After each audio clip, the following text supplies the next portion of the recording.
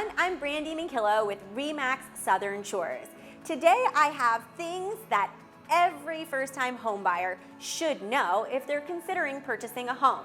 So you might be a renter right now.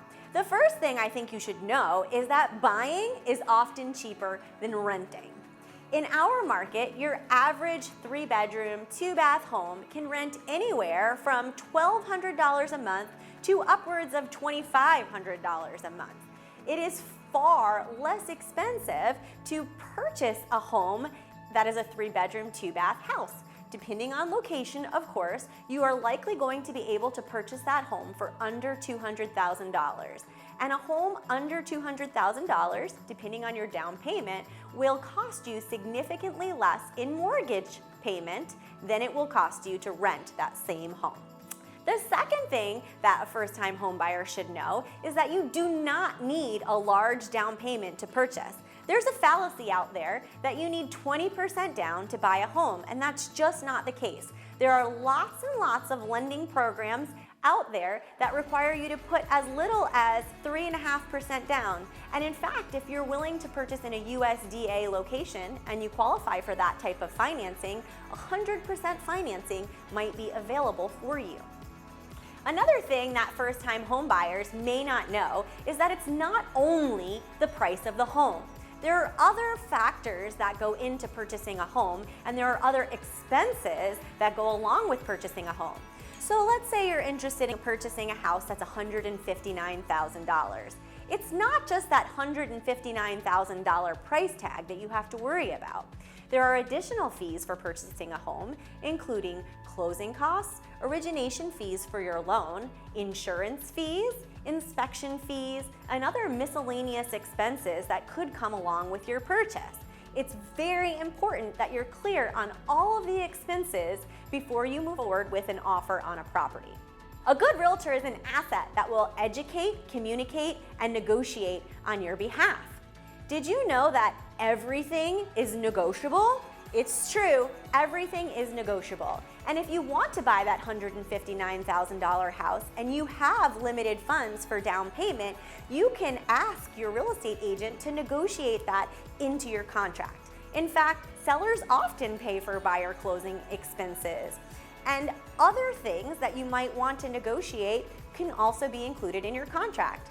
At the time when you're looking at homes with a realtor, you should take notice of things that you may want that are in the home that you're going to purchase. Perhaps you really like the blinds on the wall, or you would really like them to leave behind the TV that's connected to the wall. All of these items can be negotiated into a real estate contract. Which brings me to our next tip. Clear expectations and quality providers equal a smooth transaction. A good real estate agent is going to educate you through the entire process.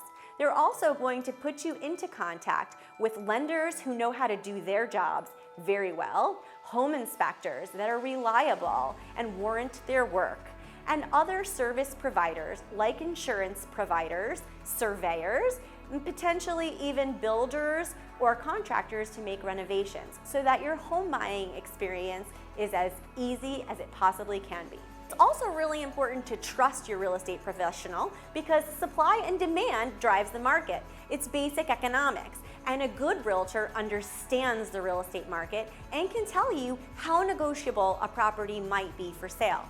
Trust your real estate expert.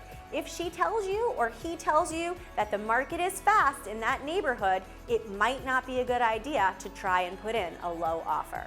The next tip that I have for first-time home buyers is that objects on the internet appear larger than they actually are. This is a classic strategy that listing agents use to try and get buyers into their properties.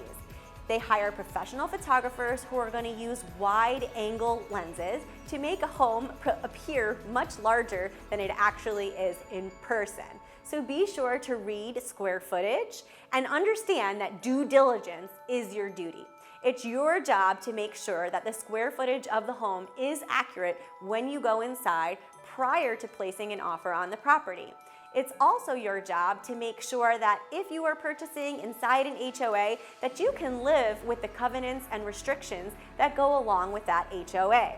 Due diligence simply means that you need to do some investigative research to make sure that you know exactly what you're getting before you sign on the dotted line. And finally, the last and most important tip for first-time homebuyers is that in order to play, you have to pay. You cannot purchase a home without the money to do so. Just like you can't walk onto a car lot and purchase a car without the money to do so. So it's incredibly important that before you consider looking at homes with a real estate agent, that you've spoken with a lender to make sure that you are qualified for a purchase. You can't unsee something once you've seen it. So there's no sense in looking at $250,000 homes when what you can afford in reality is a $150,000 home. Thanks for checking out these tips for first-time home buyers. For more information, feel free to give me a call or check out my website. Thanks, y'all.